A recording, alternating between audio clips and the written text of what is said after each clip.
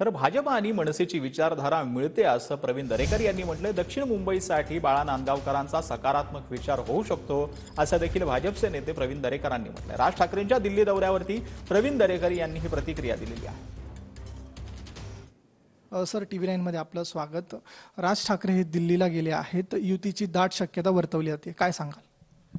नाही, मला वाटतं अशा प्रकारचे संकेत आमचे राज्याचे नेते उपमुख्यमंत्री देवेंद्र फडणवीस साहेबांनी काही दिवसापूर्वी दिले होते की राज ठाकरे साहेबांनी व्यापक भूमिका घेतली, हिंदुत्वाची भूमिका त्यांनी घेतली। तशा प्रकारच्या गोष्टी सुरू आहेत। आमच्या विचारधारा मिळत्या जुळत्या आहेत, आमचे सूर जुळण्यासारखी परिस्थिती आहे। दक्षिण मुंबईची जी जागा आहे ती मनसेला सोडणार असल्याच्या चर्चा आहेत।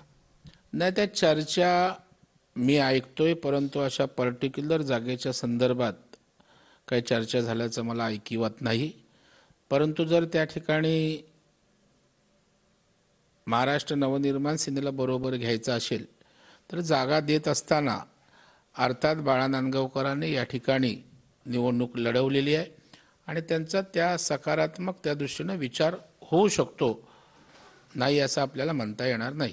कॅमेरा पर्सन मोहन दुबेसह मी ऋतिक गणकवार, TV9 मराठी, मुंबई।